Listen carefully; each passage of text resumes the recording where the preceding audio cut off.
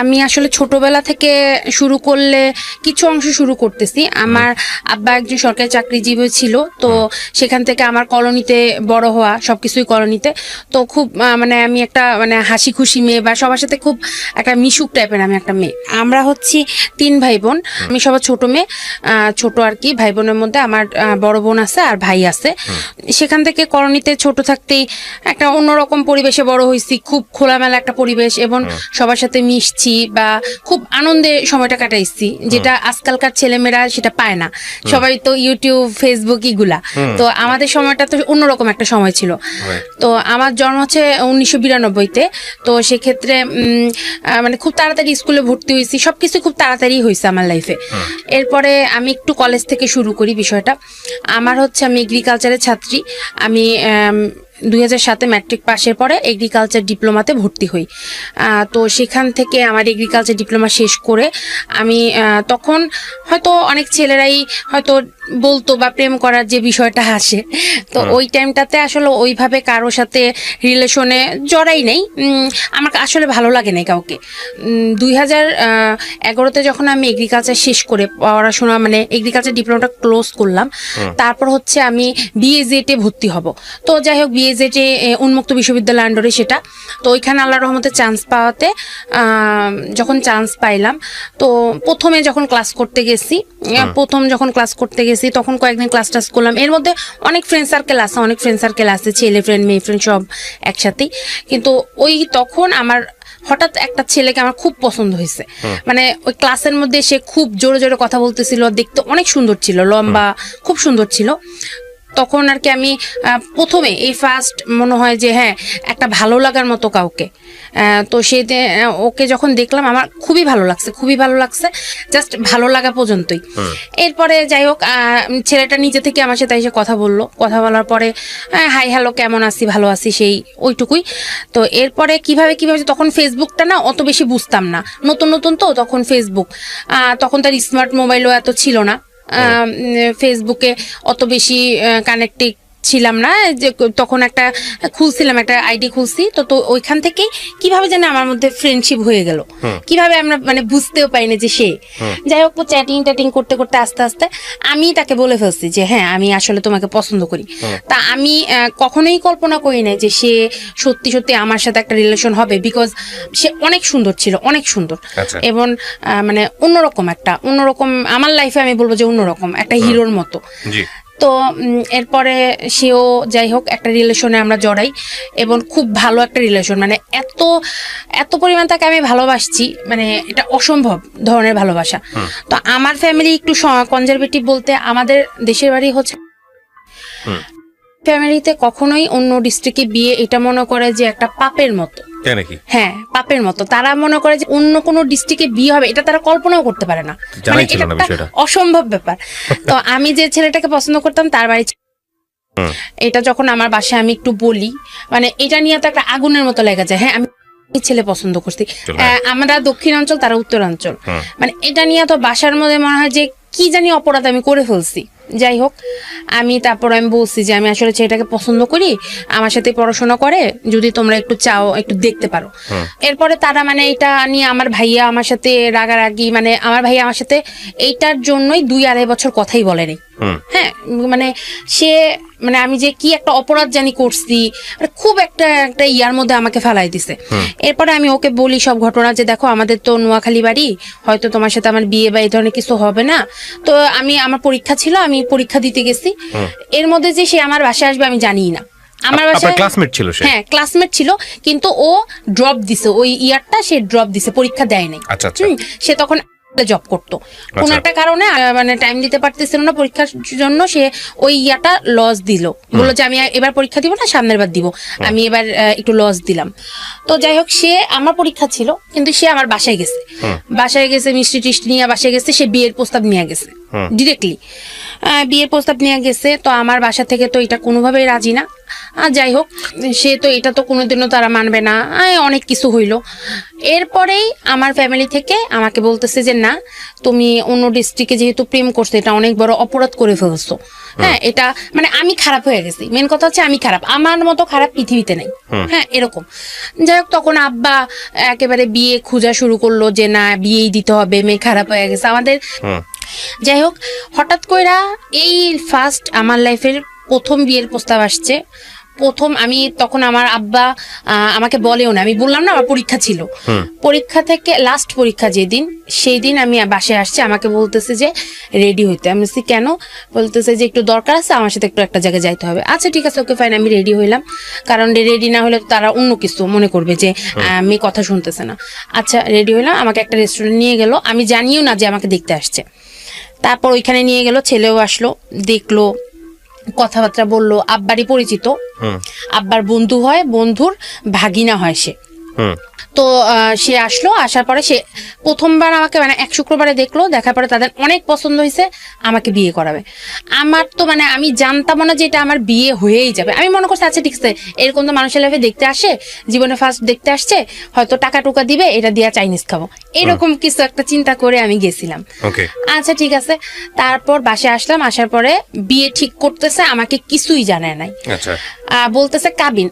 ভাইয়া বিশ্বাস করেন তখন আমি মনে করতাম কি কাবিন মানে হচ্ছে অন্য কিছু, বিয়ে মানে হচ্ছে অন্য কিছু।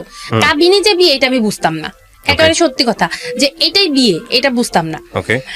তো এরপরে তারা আমাকে বলতেছে কাবিন হবে কাবিন হবে, আমি তো তাকে বলতেছি আমার যে যার সাথে আমার রিলেশন। তো এরপরে আব্বা কি করলো, হুট করে এসে আমার পায়ে ধরে ফেলছে। কি বলেন? হ্যাঁ আমার পায়ে ধরে ফেলছে। আমি তো পুরো মানে অবাক, হ্যাঁ মানে এটা কি? বলতেছে মা তুই আমার কথা অমান্য করিস না। আমার আম্মা আবার স্ট্রোকের রোগী, আমার আম্মা কিন্তু স্ট্রোক করে প্যারালাইসিস হয়ে গেছিল তার কিছুদিন আগে। তো বলতেছে দেখ তোর আম্মা অসুস্থ, তুই আমাদের কথাটা মান। পরে আমি বলতেছি আব্বা আপনি পায়ে ধরতেছেন, মানে একটা মেয়ে ওই সময়টা মানে বুঝবে যে বাবা যদি পা ধরে জিনিসটা কেমন। তা আমি বলতেছি যে আব্বা আপনারা, আমি যাকে পছন্দ করি তার সাথে বিয়ে দিলে প্রবলেম কি? বলতেছে সেই ছেলে তো সামান্য একটা চাকরি করে, সে তোমাকে কতটুকু কি করবে? তখন আমি বলছি আব্বা আমি তো শিক্ষিত, আমি নিজেও তো চাকরি করে খেতে পারবো, দুজন মিলে তো কিছু একটা করা যাবে, আপনি এরকম করেন না, আমি যার সাথে পছন্দ করি তাকে বিয়েটা দেন।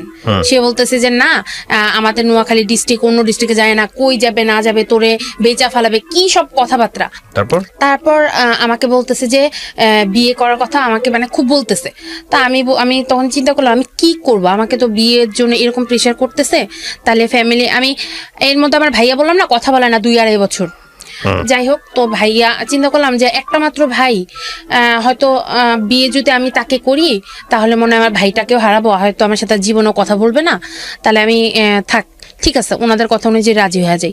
বিশ্বাস করেন ভাই আমি শুধুমাত্র ফ্যামিলির কথা চিন্তা করে আমি কিন্তু রাজি হয়েছি বিয়েটাতে। আমি তখন কি করছি, আমার ওর কাছে জানাই নেই যে আমার বিয়ে হইতেছে। আমি বললাম না যে জানি যে শুধু কাবিন পরে উঠাই নিবে, কিন্তু মিথ্যা কথা বলা হয়েছে আমাকে, পুরা অ্যারেঞ্জমেন্ট করেই বিয়েটা করানো হয়েছে। মানে বিয়ে হইতেছে মানে প্রথমে তো মানে হলুদ, কি মেয়েদের তো বিয়ের আগের দিন হলুদ হয়, কোনো মেহমান টেহমান ছিল না, এমনি হঠাৎ করে বলতেছে শাড়ি পরতে। আচ্ছা শাড়ি পরাইলো, শাড়ি পরে দেখি যে কেউ ছিল না, ওমা সব আত্মীয় স্বজন চলে আসছে, হলুদ। আচ্ছা ঠিক আছে হলুদ দিল আমাকে মানে একটা জবরদস্তির মতো। আচ্ছা ঠিক আছে চুপ করে হলুদ টলুদ দিলাম। পরের দিন বিয়ে। তখন আপনার এই বয়ফ্রেন্ড তখন কি করতেছিল? আপনার সঙ্গে কমিউনিকেশন সে কি জানতো যে চলে যাচ্ছে? না সে জানতেছে না যে আমার বিয়ে হইতেছে, আমি তার কাছে চুপ করেছিলাম, আমি বলি নাই, কারণ আমি জানি তাকে যদি আমি যদি একটু বলি সে আমার বাসার সামনে চলে আসবে, একটা সিক্রেট হবে। ও সামহাও আপনি মনে করতেছিলেন যে আপনিও রাশায় দিচ্ছিলেন তাহলে? আমি বলতেছিলাম যে থাক ঠিক আছে, যেহেতু ফ্যামিলি মানতেছে না। আর ভাইয়া ছোটকাল থেকে আমি চিন্তা করতাম যে বিয়ে মানে হচ্ছে সবাই মিলে একটা বিয়ে। আমি যে পালায় যাব তখনকার সময় আমি অনেক একটা অন্যরকম মেয়ে ছিলাম, যে পালায় যাব এই জিনিসটা আমি খুব ভয় পাইতাম। মনে করতাম কি আল্লাহ তাহলে তো ফ্যামিলি থেকে আমি বের হয়ে গেলাম, তাহলে তো আমার ফ্যামিলি আর জীবনেও আমার সাথে কথা বলবে না। বললাম না যে আমি সবার মাঝখানে থাকার মতো একটা অভ্যস্ত ছিলাম, মানে ওনাদেরকে রাইখা যে আমি চলে যাব এটা ভাই আমি জীবনেও কল্পনা করতে পারি না, যে আমার আব্বা আমার সাথে দেখা হবে না, ভাই বোনের সাথে কথা হবে না। নাহলে ভাই আমি তখন ওই মুহূর্তে চলে যেতাম, আমার তখন এই সাহসটা ছিল না। যাই হোক তারপর আমাকে বললো যে এরকম, পরের দিন বললো কাবিন। আচ্ছা পার্লারে নিয়ে গেছে, তখনও কিন্তু আমি আমার বয়ফ্রেন্ডের সাথে কথা বলতেছি, ও বলতেছে যে কি ব্যাপার এত হাউকাউ কেন? আমি বলছি যে আমি আমার মামাতো বোনের বিয়েতে আসছি, আমি মিথ্যা কথা বলছি ভাইয়া, মিথ্যা কথা বলছি। যাই হোক, তো আমি আমাকে সাজানো হইলো, সাজায় বিয়ের স্টেজে নেওয়া হইলো। নিয়ে তো আমি বুঝলাম যে না, এটা কাবিন না, এটা বিয়েই। কারণ অনেক মানুষজন, আত্মীয় স্বজন, যেহেতু আমি চলে গেছি অলরেডি কমিউনিটি সেন্টারে, তখন তো আমার বোঝার বাকি নাই যে না আমাকে নিয়ে যাবে, আজকে বিয়ে হয়ে যেতেছে। যাই হোক, বিয়ে টিয়ে হইলো, হওয়ার পরে তো আমাকে সেদিন রাতে আমাকে, ওইটা হচ্ছে সেপ্টেম্বরের 14 তারিখে আমার বিয়েটা হয়। আমাকে আমার 16 তারিখে জন্মদিন, 14 তারিখে আমার বিয়েটা হয়। আর রাতের বেলা অনুষ্ঠানটা হয়, যেতে যেতে আর কি রাত 12টা 1টা বেজে গেছে ওই বাড়িতে। তো যখন প্রথম বাড়িতে গেলাম, একটা ছোট্ট একটা ঘর, ছেলে কিন্তু প্রবাসী, ইটালি থেকে ফেরত আসছে। ইটালিতে প্রায় 12 কি 13 বছর ইটালিতে ছিল। কথা বলেননি বিয়ের আগে তার সঙ্গে আপনি? একদিন ওই যেদিন দেখা হলো, ওই দিন খালি কথা, আমি কোনো কথা বলি না, কারণ ওইখানে মুরব্বীরা ছিল। উনি খালি আমাকে জিজ্ঞেস করছে যে আপনি পড়াশোনা কি করতে চান এরপরেও? আমি বলছি যে হ্যাঁ, আমি তো পড়াশোনা করতেছি, আমি এটা বন্ধ করতে চাই না, আমি পড়াশোনা। আমি এগ্রিকালচার ডিপ্লোমা শেষ করে বিজিএড করতেছি। আচ্ছা। উন্মুক্তর আন্ডারে এটা। তো তখন পরে বলতেছে যে ওই তখনই ফার্স্ট একটু কথা হয়েছে, এরপরে আমি এত বেশি কথা বলি না, কারণ এখানে অনেক মুরব্বীরা ছিল, আমি চুপ করেছিলাম। আর আমি তো জানি যে আমি তো জীবনে এখানে বিয়ে করবই না, প্রথম দেখতে গেছি। যাই হোক, পরে তো বিয়ের রাত্রে যখন আমি আমার প্রথম শ্বশুরবাড়িতে যাই, দেখলাম যে একটা ছোট একটা ঘর, আমরা কলোনিতে ছিলাম। আপনি বিয়ের পরে তখনও আপনি আপনার বয়ফ্রেন্ডকে জানাননি যে বিয়ে হয়ে গেছে? কিচ্ছু জানাইনি আমি। আপনার প্ল্যান কি ছিল আসলে?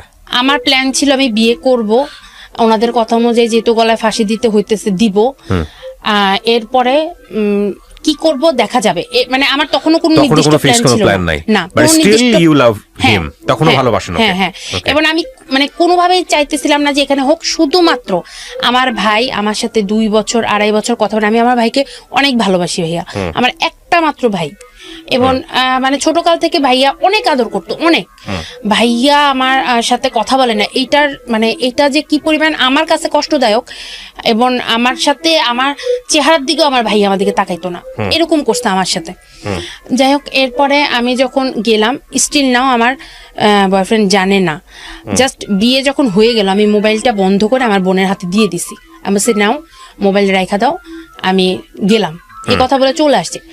আর আমার বয়ফ্রেন্ড তো যখনই দেখছে আমার মোবাইল বন্ধ, ও তো পাগলের মতো হয়ে গেছে। যাই হোক, আমি আসতেছে আস্তে আস্তে। এরপর যখন গেলাম, যে দেখলাম যে আমাদের জন্য ফুল সজ্জা যেভাবে সাজায়, মানে কি বলে বাসর ঘর ওইটারে বলে, যাই হোক ওইটা সাজাইছে, মানুষজন আত্মীয় স্বজন ওইখানে সবাই ছিল, আত্মীয় স্বজন না, আমাদেরকে বরণ টরণ করে নিচ্ছে। নেওয়ার পরে আমি বাসর ঘরে বসে আছি, আর আমি তখনও চিন্তা করতেছি যে এটা কি হইতেছে, আমার সাথে কি হইতেছে। বসে আসছি, তখন রাত্রে 2টা 2:30 বেজে গেছে। তো তখন তার ভাইয়ের বউ যে ছিল, বড় ভাবি, উনি আসছে আমার সাথে এসে কিছুক্ষণ কথা টথা বলে আছে। একটু পরে আমার হাজবেন্ড আসলো। আসার পরে তো দেখা হইলো, এর আগে একদিন দেখা হয়েছে, ওইটা সেকেন্ড দেখা পরে দেখলাম যে সে খুবই খুশি, খুবই আনন্দিত, সে আমাকে বিয়ে করছে। মানে আপনার হাজবেন্ড? সে খুব আনন্দিত, সে আমাকে বিয়ে করছে। আচ্ছা, সে কিন্তু আমার চেয়ে বয়স অনেক বড় ভাইয়া। 2014-তে আমার মনে হয় 21 চলে, 21 কি 22 মেবি, আমি একটু এক্স্যাক্টলি বলতে পারতেছি না। আর তখন তার বয়স হচ্ছে 45 তখন। আচ্ছা, ওকে। তো সে আমার থেকে অনেক সিনিয়র, প্রায় ডাবলের বেশি। হ্যাঁ সিনিয়র। আচ্ছা, যাই হোক, সে আসছে, আসার পরে আমাকে একটা স্বর্ণের চেন দিল, একটা মোবাইল দিল, অনেক কিছু দিতেছে, ট্যাব দিল, মানে যেহেতু বিদেশ থেকে আসছে অনেক কিছু দিতেছে।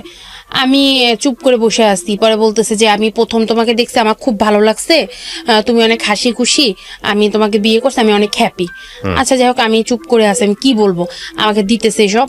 আর অনেক আয়োজন করেই বিয়ে করছে ভাইয়া, অনেক কিছু আয়োজন করেই বিয়ে করছে। তো তারপর এরপরে আমি তো চুপচাপ বসে আছি, কি বলবো। তারপর কতক্ষণ কথাটা বলার পর বলতেছে যে কি তুমি কি হ্যাপি না যে তুমি বিয়ে করছো? আমি কোনো কথা বলতেছি না, আমি চুপ করে বসে আছি, কারণ আমি তো জানি যে আমার মধ্যে কি হইতেছে। আমার তো চিন্তা ওই দিকে যে ও জানি কি করতেছে। এরপরে যাই হোক, তারপর ওই ফার্স্ট কোনো একটা মানে অপরিচিত একটা লোকের সাথে রাত কাটানো, কি বলবো, মানে আমার ভিতরে তো সব মনে হইতেছে যে আমি মনে মারা যাব, যে এটা কি হইলো, আমি কাকে চিন্তা করছি আর এটা কি হইলো। আচ্ছা ঠিক আছে। এর মধ্যে পরের দিন সকালবেলা যখন ঘুম থেকে উঠলাম, উঠার পরে তো আমি আমার বাসায় ফোন দিছি, আমার তখন মোবাইল নাই, যে সে নতুন মোবাইল দিছে তার মোবাইল থেকে আমি কল দিছি, আমার কাছে কোনো সিম নেই। কল দিছে, কল দিয়ে ভাই আপুর সাথে কথা বলতেছে, আমার বড় বোন ওই বাসায় আমাদের বাসায় ছিল। তখন আমি একটা সাউন্ড পাইছি যে আমার বয়ফ্রেন্ডের গলা, আমি সাউন্ড পাইছি মোবাইল ফোনে। হ্যাঁ আমি সাউন্ড পাইছি, পাওয়ার পরে আমার বোন ফোনটা রেখে দিছে, আমি কিন্তু শুনছি যে ওর সাউন্ড, আমি বুঝতে পারছি যে সেই আসছে। আসার পরে তো এরপরে পরবর্তীতে আমি শুনছি যে আমার ফ্যামিলিতে মানে অনেক কিছু করছে, ছাদ থেকে লাফ দিতে গেছে, মানে খুব পাগলামি করছে। ছাদ থেকে লাভ পরে বলছে, একটা অভিশাপ দিছে ভাইয়া যে আপনাদের মেয়ে জীবনেও ভালো থাকতে পারবে না। আমাদের ছাদে উঠে গেছে 8 তলায়, ওইখান থেকে লাভ দিতে গেছে। তারপর আব্বা ধরে নাকি ঠাস করে থাপ্পড় দিয়ে নামাইছে। পরে বলতেছে যে আমাদের বাসায় থেকে বলতেছে যে আজকে আমি একটা কথা বলা যাই, আপনাদের মেয়েকে আপনারা বিয়ে দিচ্ছেন, আমি জানি ও জীবনেও বিয়ে করতে চায় না, আপনারা জোর করে এবং ওকে একটা টর্চার করে বিয়ে দিচ্ছেন, এটা আমি জানি। আমার সাথে বিয়ে দিলে অনেক কিছু হয়ে যাবে, এগুলো ও আমাকে বলছে, আমি সব জানি। আমি জানি ও মন থেকে জীবনে বিয়ে করে না, এবং আমি আজকে এখানে দাঁড়ায়, অভিশাপ না মানে একটু ওইভাবে বলছে যে আমি আজকে আপনাদের কাছে এখানে দাঁড়িয়ে বলে গেলাম যে আপনাদের মেয়ে কোনোদিনও আমাকে ছাড়া সুখী হতে পারবে না, এটা সে বলে গেছে যে কোনোদিনও পারবে না, এবং সে ফিরে আসতেই হবে, এই কথা বলে সে চলে গেছে। যাই হোক, বিয়ের হইলো, সবকিছু হইলো, আমি তখনও তার সাথে কোনো যোগাযোগ করতে পারিনি, কারণ আমার কাছে কোনো সিম ছিল না। পরবর্তীতে যাই হোক সিম দেয়া হয়েছে আমাকে আমাদের বাসায় যখন আসছি। এরপরে ভাইয়া চলতেছে, দিন চলতেছে, আমি তো তাকে কিছুতেই ভুলতে পারতেছি না, কারণ এটা তো সম্ভব না, আমি তো সত্যিই তাকে অনেক ভালোবাসি। তারপর আমি তার সাথে যোগাযোগ করছি, আমি আমাদের বাসায় এসে তার সাথে সিম যখন নিলাম আমি যোগাযোগ করছি। সে অনেক কান্নাকাটি করছে, সে অনেক কিছু আমাকে বলছে, আমি একটু তোমার সাথে দেখা করতে চাই। সে বলছে যে কেন তুমি আমার সাথে দেখা করো, তুমি তো বিয়ে করছো। আমি সে দেখো আমি তো বিয়েটা করতে চাই না, তুমি তো সবই জানো, আমি তো তোমাকে সবকিছু বলছি। যাই হোক, সে আমার উপরে অনেক রাগ, অনেক অভিমান, অনেক কিছু, এটা স্বাভাবিক, এটা হবেই। আমি তাকে বোঝানোর চেষ্টা করছি। যাই হোক, সে আমার সাথে দেখা করতে রাজি না। তারপর আমি জোর করে, সে যেখানে চাকরি করে ওইখানে আমি চলে গেছি। আমি একদিন আমার বাসা থেকে আমি কলেজের নাম দিয়ে বের হয়ে আমি চলে গেছি, যে তাকে যে আমি তার পায়ে ধরে আমি অনেক ক্ষমা চাইছি, অনেক কান্নাকাটি করছি। তারপর যাই হোক, সে একটু নর্মাল হয়েছে, হওয়ার পর আমাকে বলতেছে যে চলে আসতে। হ্যাঁ, বলতেছে ঠিক আছে তুমি বিয়ে করছো, আমি তোমাকে বলি যা করছো কোনো সমস্যা না, আমার ফ্যামিলিতে কেউ তোমাকে বলবে না যে তোমার বিয়ে হয়েছে, তুমি চলে আসো। ভাইয়া আমি তখন চলে যেতে চাইছি, কারণ আমি যাকে বিয়ে করছি ওই বিয়ের রাত্রে তো চেন দিছে, ট্যাব দিছে, মোবাইল দিছে, এগুলা কিছু না ভাইয়া, একটা ভালোবাসার নামে তো একটা জিনিস আছে। ওই লোকটা কেমন জানে, একটা মানে কেমন জানে মনে যে একটা জড় বস্তু। আচ্ছা, মানে এমনি তো বয়সটা একটু বেশি, এর মধ্যে কেমন জানি কোনো কিছুই তো নাই। সে বিয়ে করছে তার নতুন বউ, পরের দিনই সে তাদের একটা ফার্মেসি আছে, ফার্মেসিতে চলে যায় এবং আসে রাতে 12টা 1টা, এবার সারাদিন কোনো খোঁজ খবর নাই। মানে কেমন জানি ভাইয়া, মানে নতুন বিয়ে হয়েছে একটা আছে না। আর আমি তো এমনিই তাকে মানতে পারি নাই। তো আমি তাকে বলছি যে হ্যাঁ আমি তোমার সাথে আমি চলে যাব, আমি আর পারতেছি না, আমার কাছে ভালো লাগে না এখানে, কি বিয়ে দিচ্ছে আমাকে, এটা কেমন জানি, আর ওনারা জানি আমার সাথে কেমন কেমন করে, আমার কাছে ভালো লাগতেছে না। যাই হোক, এইসব কথা আমি তাকে বলছি। বলার পরে আমার সাথে তার যোগাযোগ ছিল, থাকার পরে আমি ওখানে সংসার করতেছি। যোগাযোগ ছিল বলতে বয়ফ্রেন্ডের সঙ্গে কি ধরনের যোগাযোগ ছিল? মানে ফোনে কথা হইতো, ফোনে কথা হইতো জাস্ট, এবং সবকিছু শেয়ারও করতেন। হ্যাঁ, আমি ওকে সব বলছি বিষয়গুলা, কিছু ইন্টারনাল বিষয় আছে এগুলো আমি বলছি আমার হাজবেন্ডের। আমি বলছি যে কেমন জানি উনি, কেমন জানি কোনো ইয়া নাই আমার সাথে, জানি কেমন করে। আর আমার মানে আছে না যে একটা নতুন বউ, একটা ঘোরাফেরার একটা বিষয় আছে, কেমন জানি আমার কাছে ভালো লাগতেছিল না। আচ্ছা, তো এইগুলো আমি তাকে সব বলতাম। ও বলতেছে যে তুমি আমাকে ছাড়া ভালো থাকতে পারবে না, তুমি চলে আসো, তুমি চলে আসো। আমি হ্যাঁ আমি তোমার সাথে চলে যাবো, যা হয়েছে হয়েছে, আমার ফ্যামিলি আমার সাথে এরকম করছে, আমার ভাইয়া এখন আমার সাথে কথা বলছে, তো আমি তোমার সাথে চলে যাবো, এসব কথা আমি তাকে বলছি। বলার পরে ভাইয়া আমি ওই বাসায় মানে আমরা প্ল্যানিং করতেছি, আমরা চলে যাব, হ্যাঁ চলে যাবো, এসব প্ল্যানিং করতেছি। তো এর মধ্যেই আমি দেখলাম যে তার ভাইয়ের বউ যেটা, সে আমার সাথে খুব একটা প্রথম খুব ভালো, এরপরে দেখলাম যে খুব খারাপ একটা ব্যবহার করতেছে। আমার মনে হয় ভাইয়া আমি জীবনে এত ঘুমাই না, ভাইয়া আমাকে মনে কিছু খাওয়াই দিত, আমি সারাদিন ঘুমাইতাম। এবং এত তাদের কিন্তু ফার্মেসির দোকান, হ্যাঁ তাদের ফার্মেসি বিজনেস অনেকদিন, ভাই আমি রাত দিন 24 ঘন্টাই ঘুমাইতাম। মানে শুইলেই ঘুম, কোনো কথা নাই, কাজ করতেছি কাজের মধ্যে ঘুম, এরকম অবস্থা আমার। মানে কেমন জানি আমাকে না আস্তে আস্তে আমি মনে হইতেছি কি আমি সিক হয়ে যেতেছি, হ্যাঁ, কোনো আমার মধ্যে কোনো চেতনা নাই, একটা মানে মনে যে আপনি আমাকে ফালাই রাখছেন ওইভাবেই আমি আসি। হ্যাঁ, এরকম অবস্থা। আমি তখনও বুঝতাম না।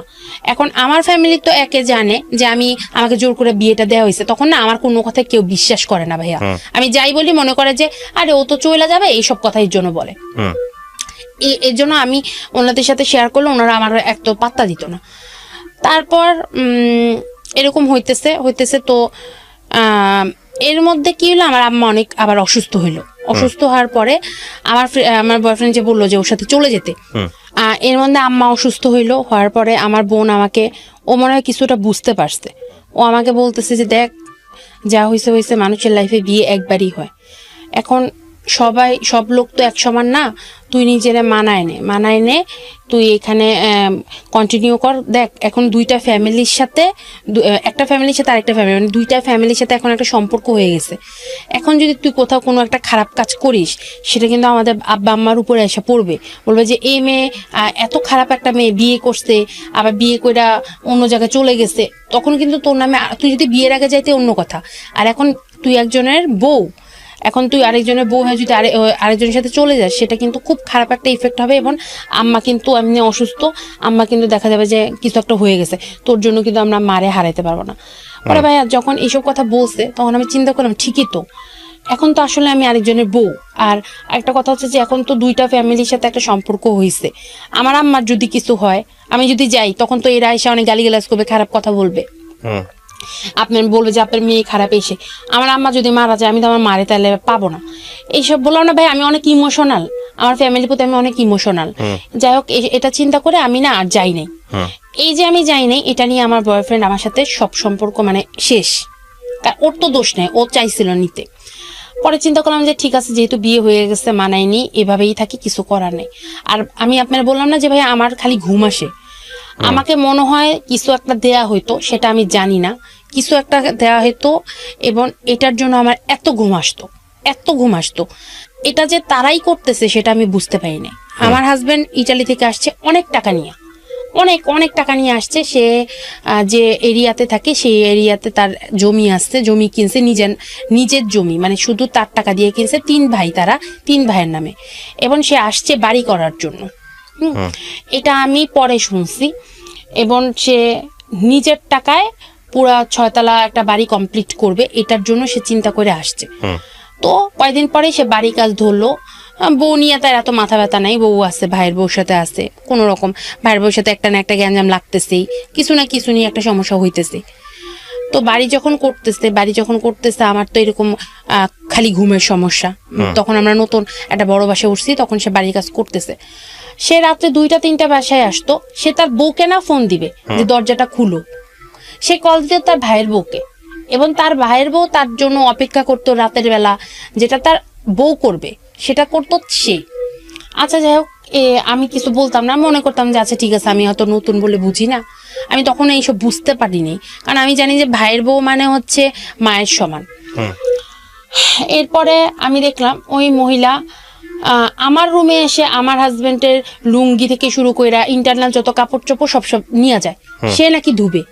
মানে আশ্চর্য, আমি তার বউ, এগুলা তো আমার দায়িত্ব, সে নিয়ে যায়। আচ্ছা আমি কি বলবো, আমার তো বলার কিছু নেই, সে নিয়ে যায় সব, পায়ের মোজা থেকে শুরু করে, লুঙ্গি থেকে শুরু করে, প্যান্ট থেকে শুরু করে সে নিয়ে যায়, সে ধুবে, সে আমাকে তার কোনো কাজ করতে দিবে না। আচ্ছা ঠিক আছে, তাও আমি কোনো কথা বলি না, বললেই ঝগড়া। যাই হোক, আমি কোনো কথা বলি না, নেই, আমার সমস্যা নেই। এরপর দেখি তার ভাইয়ের 2 দিন পর আমার সাথে কিছু না কিছু একটা মিথ্যা কথা নিয়ে ঝগড়া, শুধু ঝগড়া। এবং তার কাছে বিচার দিলেই সে আমার কোনো কথা বিশ্বাস করে না, তার কথা বিশ্বাস করে, আমার মারধর করে। এবং ভাইয়া এমন মারধর যেগুলা মানে অকল্পনীয় মারধর। প্রথম দিন গায়ে হাত তুললো আপনার কি ইস্যু নিয়ে হচ্ছে তার, আমার কয়দিন পরে, বিয়ের প্রায় 5-6 মাস পরে কি হইলো, আমার যেহেতু আমার নতুন বিয়ে হয়েছে, আমার খালারা আমাকে, খালা শাশুড়ি বা কেউ একটা, আমার ঠিক ভালো মতো মনে না, আমাকে টাকা দিছে। দেখে টাকা দেয় না মানুষকে, ওইরকম বউদেরকে দেখা যে টাকা দেয়, সালামি দেয়, সেটা দিছে। তো আমার তো তখন, আমি আমার আলমারির মধ্যে রাখছি, রেখে আমি কলেজে গেছি, ওইটা লক করা ছিল না। ওই যে আমার যে ওর যে ভাইয়ের বউ, ওনার ছেলে আছে, ও আবার চুরি করতো, সে আমার এখান থেকে টাকাটা সব নিয়ে গেছে ভাইয়া। আমি এসে দেখি কোনো টাকা নাই। তা আমি ওরা বলতেছি, আমি ভাবিরে যা বলছি, আমি বলছি, ভাবি ও তো এরকম ওনারাই বলছে যে ওনার ছেলে চুরি করে। হ্যাঁ, তা আমি বলছি, ভাবি আমি তো এখানে টাকা রাখছি, এখন দেখি টাকা নাই, আপনি একটু হৃদয়ে জিজ্ঞেস করেন না যে ও টাকাটা নিছে নাকি। পরে এই লাইগা গেছে ঝগড়া, হ্যাঁ আমার ছেলে কি চোর নাকি, নিজেই কিন্তু আমাকে বলছে যে ওনার ছেলে চুরি করে। এটা নিয়ে সে কি করছে, বানায় চোরে আমার হাজবেন্ডের কাছে বলছে। রাতের বেলা এসে কোনো কথা নেবার্তা নাই, বেয়াদব, তোমার মতো বেয়াদব ছোট লোক দেখি না। আমি মা আমি কি করলাম, বলতেছে হ্যাঁ কিসের চুরি করছে, তোমার কাছে তো কোনো টাকাই ছিল না।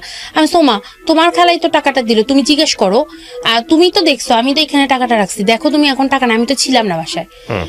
এটা নিয়ে কথা নিয়ে এমন থাপ্পড় দিছে ভাইয়া, মানে কানে গালের মধ্যে দিছে, আমি মানে মনে যে আমি বয়রা হয়ে গেছে, আমি কিচ্ছু শুনতেছি না, এরকম অবস্থা। কি তুমি থাপ্পড় দিলা কেন, এরপরে আবার একটা থাপ্পড় দিয়া মানে ফালাই দিছে। হ্যাঁ বেয়াদব, আমার মতো নাকি বেয়াদব নাই, আমি নাকি ছোট লোক। পরে আমি আশ্চর্য, এটা আমি আর কোনো কথা বলি না, আমি যে ঠিক আছে যাও, আমি মিথ্যা কথা বলছি, এই প্রথম আমার গায়ে হাত তুলে। আচ্ছা, এরপরে তো গেল দিন গেল, আস্তে আস্তে প্রবলেম হইতেছে, সে সবার কাছে বিচার দেয় আমি ঘুমাই, আমি নাকি খালি ঘুমাই। এখন ভাই আমি আমার কেন ঘুম আসে আমি বুঝতে পারতেছি না, আমার খালি ঘুমই আসে। এখন আমি তারে বলছি, আমি দেখো আমার না, আমি জীবনে এরকম ঘুমাই না, আমি এত পড়াশোনা করলাম, আমি কিন্তু রাত জেগে পড়াশোনার অভ্যাস, এত ঘুম আমার নাই, একটু চলো না ডাক্তারের কাছে, আমি কেন এত ঘুমাই। কি হ্যাঁ তোমার তো কোনো কাজ দেয়, তুমি খালি ঘুমাও। মানে কি আমাকে এখন সে দেখতেই পারে না, সে আমার দেখতে পারে না।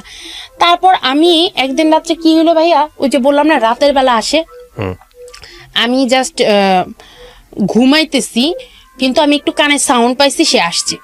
আসার পরে আমি দেখলাম তার ভাইয়ের বউ দরজাটা খোলার পরে দেখেন আমার ভাসুর কিন্তু এগুলো সব জানে, কিন্তু সে কখনোই তার বউরে কিছু বলে না, কারণ হচ্ছে বাড়ি, যে তার ভাই বাড়ি করবে, তারা নিয়ে যাবে, এর জন্য বউকে কিছু বলে না। আমি দেখলাম যে ওনারা আসছে, ও আসছে, আসার পরে আমার ওই ভাবি কি জানি বলতেছে, দুজন মিলে কি হাসাহাসি রাতের বেলা। আমি একটু দেখে আমি আবার ঘুমিয়ে গেছি। আমি বললাম না ভাই আমি তাকাইতে পারি না, আমি মানে নেশাখরের মতো খালি ঘুমাই। আচ্ছা, এরকম করে গ্যাঞ্জাম লাগতেছে। এরপরে আমি খুবই অসুস্থ, আমার বমি, গলা মানে পুরা সবকিছু ভাষা ফেলেছে, কোনো কিছু খাইতে পারতেছে না, কিন্তু বমি, এত বমি কোত্থেকে আসতেছে। তো আমার আব্বারে আমি ফোন দিয়ে বলছি, আব্বা আমি মনে হয় মারা যাবো, আপনারা একটু আমাকে এসে নিয়ে যান। হ্যাঁ, তো বলতেছে কেন কি হয়েছে, আমি আব্বা আমার খুব অসুস্থ, আপনারা একটু এসে নিয়ে যান, এই বাসা থাকলে আমি মারা যাবো। একটা অসুস্থ পরিবেশ, সারাদিন ঝগড়াঝাটি মারামারি। তারপর আমার আব্বা আসছে, আমার বোন আসছে, এসে দেখে আমি খুবই অসুস্থ, বিছনা পড়ে আসছি, খালি বমি করতেছি এবং খুব অসুস্থ। মানে এত পরিমাণ ওষুধ, এত পরিমাণ ড্রাগ মানে আমাকে দেয়া হয়েছে, আমি পুরো বিছনার সাথে লাগিয়ে গেছি, এরকম অবস্থা আমার। আমার আব্বা হসপিটাল নিয়ে ওইখানে বাসায় নিয়ে আমাকে বাসায় নেওয়ার পরে ট্রিটমেন্ট দেওয়া হলো, কিছুতেই কিছু থামতেছে না ভাই, আমার প্রচন্ড পেটে ব্যথা, যেমন পেটে ব্যথা এরকম বমি। এরপরে এই যে আমি গেলাম, আমার হাজবেন্ড কোনো খবর নাই যে তার বউ অসুস্থ কি মারা যেতেছে, না তার কোনো খবর নাই। সে তার বাড়ি, তার ভাইয়ের বউ, তার ওই 14 গোষ্ঠী সবাই নিয়ে আসে, ফার্মেসি নিয়ে আসে। তারপর তো আমার ফ্যামিলি আমাকে নিয়ে যাওয়ার পরে ডাক্তার দেখাইছে, না আমি পুরো অসুস্থ। লাস্টে আমাকে পিজি হসপিটাল ভর্তি করছে। পিজি হসপিটালে ভর্তি করে 18 দিন সেখানে আমাকে রাখছে। আমাকে বলছে যে আমার পেটের ভিতরে নাড়ি নাকি পেঁচায় গেছে। হ্যাঁ, এরকম অবস্থা। এবার এত পরিমাণ ব্যথা ভাইয়া, কি পরিমাণ যে ইনজেকশন দেওয়া হয়েছে, তারপরও কোনো কিছুই হইতেছে না, এবং আমার জিব্বা থেকে শুরু করে সব পুইরা গেছে। যাই হোক, এরকম করার পরে আমি ওখানে অসুস্থ 6 মাস, 1 বছরের মতো আমি আমাদের বাসায় ছিলাম। এর মধ্যে আমার হাজবেন্ড আমার একটা খোঁজ নেয়নি, আমি হসপিটালে কি বাইচে আছি না মারা গেছি, কোনো খোঁজ খবর নেয়নি। Okay fine. এরপরে আমি যখন হসপিটাল থেকে আসছি ভাইয়া, আমি পুরো মানে কেমন জানি মেন্টাল রোগী আছে না, যে কি বলে এগুলা, মানে কোনো কিছু চিনে না, মানে কেমন বাচ্চাদের মতো ওইরকম হয়ে গেছি। কারণ একে তো এইসব প্রেশার, দ্বিতীয়ত আমি কিছু জিনিস চোখে দেখছি, তাদের দুইজনের সম্পর্ক, এগুলো আমি রেডিওতে কিভাবে বলবো। তারপর আমি আমার আব্বা আমাকে বলছে, দেখেন তখন একটু সুস্থর পথে, আমি খুব কানাকাটি বলতেছি, আমি তার সাথে সংসার করবো না, প্লিজ আমাকে ডিভোর্স দিয়ে দিতে, আমি এই লোকের সাথে সংসার করবো না। যে লোক তার ওয়াইফ 18 দিন হসপিটালে ভর্তি ছিল, এরকম অবস্থা, তারা তো তাদের মেয়ে বিয়ে হয়েছে, এটা ডিভোর্স হবে, এটা তো অকল্পনীয়, আরো বড় অকল্পনীয়। আমাকে বুঝাইতেছে কিছু হবে না, এটা কোনো প্রবলেম না, এরকম থাকেই, সে তো বাড়ি করতেছে, এর জন্য তোকে সময় দিতে পারতেছে না, এটা কোনো বিষয় না। একটা বিচার টিয়া কইরা আবার তার সে আসলো আয়সা, সে সবকিছু বিচার টিচার করে আচ্ছা সে নিয়ে গেল আমাকে। তখন নতুন বাড়ি হয়ে গেছে ভাইয়া, হ্যাঁ 3 তলা কমপ্লিট। আচ্ছা ঠিক আছে আমি যাব সংসার করবো, আলাদা বাসা, আমি ভাইয়ের বসে তো উঠবো না। ওকে ফাইন, উঠছি, আলাদা বাসা নিলাম, উঠছি। তার ভাইয়ের বউ মানে একই ফ্ল্যাটের মধ্যে তিনটা বাসা, তারা 3 ভাই 3টা ফ্ল্যাট। এরপরে নতুন বাসায় উঠছি, ওঠার পরে ঠিক আছে খুব ভালো যেতেছে। এই তো কয়েকদিন পরে আবার গ্যাঞ্জাম, ভাইয়ের বউ একটা কথা বলতেছে, সে ঝগড়া লাগে।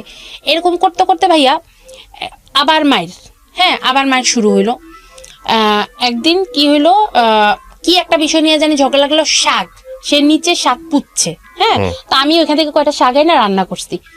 আমি কেন তার শাক রান্না করলাম এটা নিয়ে ঝগড়া লেগে গেছে। পরে আমি আচ্ছা ঠিক আছে আমি ভুল হয়ে গেছে, আমি তো বুঝি না, এই জন্য কয়টা শাক আনছে, আচ্ছা ঠিক আছে আর আনবো না। সে আমার হাজবেন্ডের সাথে বিচার দিচ্ছে আমি নাকি সব গাছ কাইটা ফেলছি।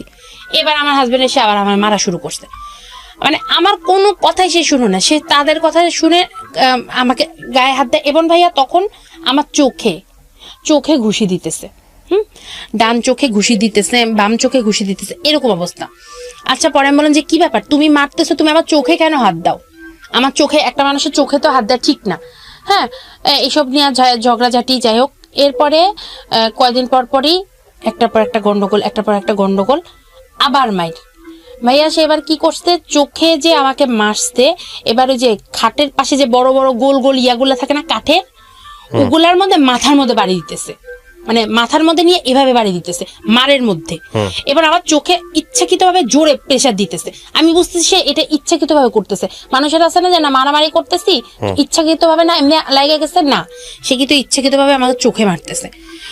তারপর আমাকে চোখে যে মারার পরে ভাইয়া আমি তখন দেখতেছি কি, মানে আমরা তো এখন সব দেখি, হ্যাঁ চোখটা দিয়ে তো আমরা সব দেখি। তখন দেখি কি আমি একটা অংশ দেখি, হ্যাঁ তখনও কিন্তু আমি বুঝি না যে আমার ডান চোখটা নষ্ট হয়ে গেছে। হ্যাঁ আমি গোসলখানায় গেছি, গোসল করতেছি, দেখি কি একটা সাইড আমি দেখতেছি কেমন জানি আফসা। পরে আমি বললাম যে কি ব্যাপার, আমার এরকম লাগে কেন? আচ্ছা ঠিক আছে, মনে হয় মাথাটাতে ঘুরায়।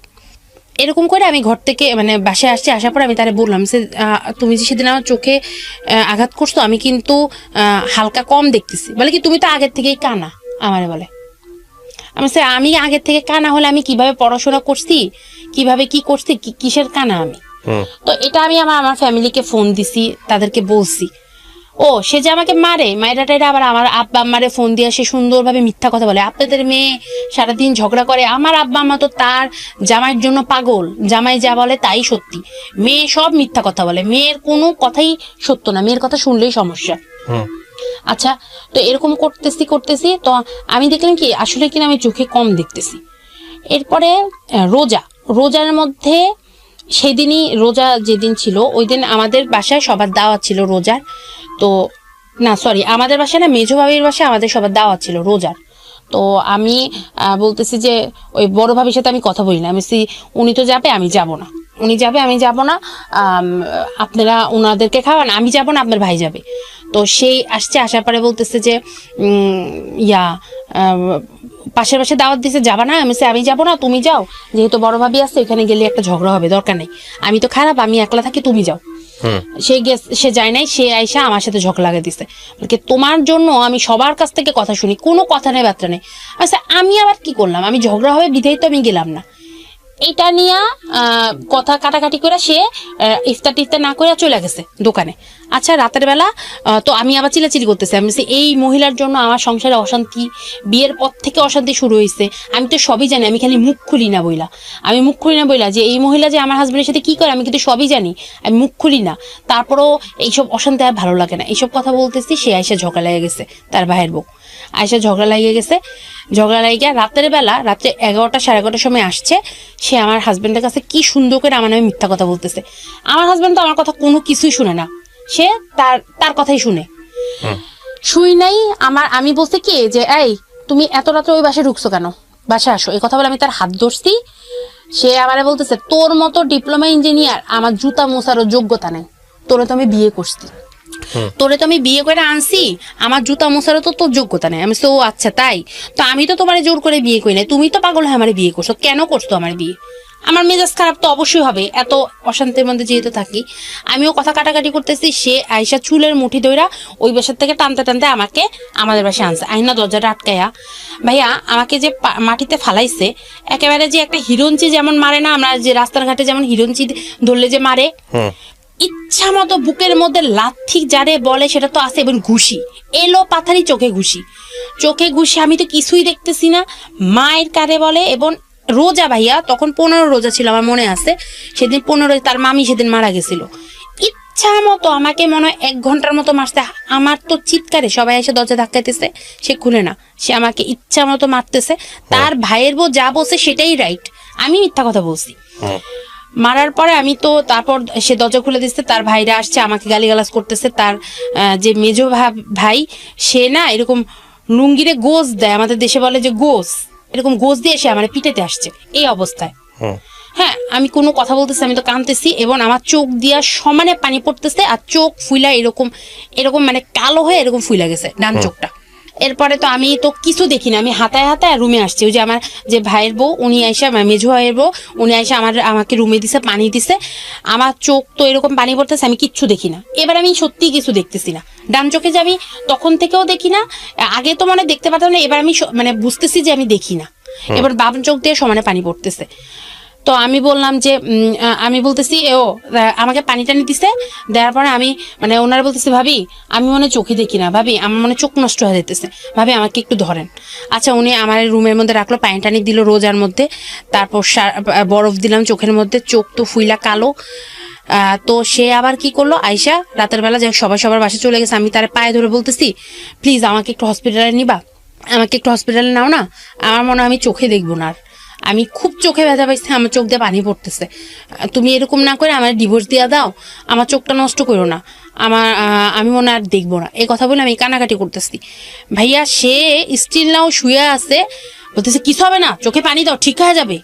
হ্যাঁ, এরকম পাষাণের মতো ভাইয়া সে আমাকে মানে কিছু তো দিলই না, আমার সারা রাত চোখ দিয়ে সমানে পানি পড়ছে, এবং সেদিন রাত্রেই আমার পুরাটা চোখের আরো চলে গেছে, পরবর্তীতে আমি শুনতে পারছি ডাক্তারের কাছে। তারপর তো আমার বাসায় যে সে ফোন দিয়ে, সে কি করছে মোবাইলটা আসতে নিয়ে গেছে, যেন আমি বাসায় ফোন দিয়ে না বলতে পারি, এবং আমাকে শাসায় গেছে যদি এইসব আমাদের বাসায় তোমাদের বাসায় জানাও তাহলে তো তোমার খবরই আছে। আর তখন আমি চিন্তা করছি যে আমার ফ্যামিলি তো আমার নিবেই না, আমি তো জানি আমার ফ্যামিলি তারা নিবে না, সে তো বলছে এখানে আমার সংসার করতেই হবে, বাঁচি মরি, তো আমার এখানে সংসার করতে হবে, তাহলে আর ফ্যামিলিতে জানাবো কেন? এটা চিন্তা করে আমি আমার ফ্যামিলিতে কিছুই বলি নাই। এরপরে কত সালের গল্প এটা? এটা 2016। তারপর 2016 সালের। তারপর আপনার এই কাহিনী তো হওয়ার পরে তখনই আমার চোখটা তো গেলই, আমি তো জানি না। এর কিছুদিন পরে আমি তার কয়েকদিন পরে রোজার মধ্যে দাওয়াত, তো আমাদের বাসায় দাওয়াত, আমি গেছি, যার পরে আমার আম্মা দেখতেছে আমার চোখ পুরা কালো। আম্মা বলতেছে কি রে তোর চোখে কি হয়েছে, তোর চোখ কালো কেন? সে বলতেছে কি যে মা আমাদের নিচতলা একটা ছোট বাচ্চা আছে, তো সে বাচ্চা ওর চোখের ভিতরে আঙুল ঢুকাই দিছে, সে বলছে এই কথাটা। আমি চুপ করে রয়েছি, আমি কোনো কথা বলি না। তা আম্মা বলতেছে তোর চোখের ডাক্তার দেখাও নাই? না আমার ঠিক হয়ে গেছে, আমি ব্যথার ওষুধ দিয়ে দিছি, কিছু হবে না। সে এই কথা বলছে, বলার পরে আমি আর কোনো কথা বলি নাই, আমি চুপ করে খালি খাইয়া দেওয়া বাসে চলেছে, কারণ আমার ফ্যামিলির প্রতি আমার একটা রাগ, যে দরকার নেই এদেরকে বলে আমার কি হবে, বাদ, এদেরকে বলে তো আমার কোনো লাভ নাই, আমাকে তো বলবে সংসার করতে, সংসার করি। তারপর আমি বাসে আসছি, আসার পরে আমি দেখলাম যে আমার এবার দেখি বাম চোখটাও ব্যথা করে, খুব পরিমাণ ব্যথা করে, এবং মেন্টাল মানে ব্রেনের মাথা পুরো ছিঁড়া যায় এরকম। এবার আমি আর পারতেছিলাম না, পরে আমি আব্বারে বললাম যে আব্বা আমার না চোখ খুব ব্যথা করে, একটু আমাকে ডাক্তারের কাছে নিবেন। এই কথা যখন বললাম, আব্বা বললো যে ঠিক আছে কালকে আয় ডাক্তারের কাছে নিয়ে যাবো। কেন ও নেয় না? আমি ওর তো সময় নাই, আপনি আমাকে একটু ডাক্তারের কাছে নিয়ে যান। আচ্ছা, ডাক্তারের কাছে গেলাম, যাওয়ার পরে প্রথমে লায়েন্স হসপিটালে গেছি। লায়েন্সে যাওয়ার পরে ওনারা দেখলো, দেখার পরে ওনারা বুঝতে পারতেছে না, হ্যাঁ বলতেছে যে আপনার না আপনার একটা মানে মনে হয় যে আপনার ব্রেনের সমস্যা। আমি চোখে দেখি না, বলে কি কিসের আপনি চোখে দেখেন? আপনার ব্রেনের সমস্যা, আমার এই কথা বললো। পরে আমি আমার ব্রেনের সমস্যা, তখন চিন্তা করতে হইতে পারে ব্রেনের সমস্যা, কারণ আমি তো মেন্টাল প্রেশারের মধ্যে আছি। এরপরে আমার যে ইসলামিয়া হসপিটাল, ওইখানে আমার আপুর একটা মামি বসে, উনি ওইখানে আমাকে নিয়ে গেল, মানে আমার মামির ওনার আন্ডারে আমাকে নিল, নেওয়ার পরে আমার চোখ দেখলো, দেখার পরে অনেক টেস্ট দিল, টেস্ট দেওয়ার পরে দেখতেছে যে ওরা আমার ডান চোখটা সম্পূর্ণ শেষ, পুরো ব্লাইন্ড। ডান চোখটা আমার নাই, ডান চোখটাতে আমি দেখতে পাই না, একটুও দেখতে পাই না। এবং বাম চোখটার মাত্র তখন 35% আছে, মাত্র 35% তখন। শুধু আমি ওইটুকুই দেখি, এর জন্যই আমি সোজা দেখি, কিছু আশেপাশে কিচ্ছু দেখি না। আচ্ছা, এবং আমি যখন চশমা খুলছি ভাইয়া, আমি কিন্তু আপনাকে দেখতেছি না, খালি আপনি আমাকে দেখছেন না, না কিচ্ছু দেখতেছি না। চশমা পরলে আমি খালি আপনার মুখটা দেখি, আপনার শরীরের কোনো অংশ দেখি না। ইন্টারেস্টিং। এটা যখন বলছে আমি তখন বিশ্বাস করতেছি না। আমি বলছি যে আমার চোখ নষ্ট, এটা কিভাবে সম্ভব? আমি চিন্তা করছি যে এটা কি বলে ওনারা, বাংলাদেশের ডাক্তার তো মিথ্যা কথা বলে, আমি বিশ্বাস করি। আমি তাকে ফোন দেওয়া জানাইছি, সে বলতেছে যে হাসতেছে, হ্যাঁ কত কিছু তো তোমার নষ্ট হবে, চোখ নষ্ট হয়ে গেছে। আমি সে ডাক্তার তো এই কথা বললো।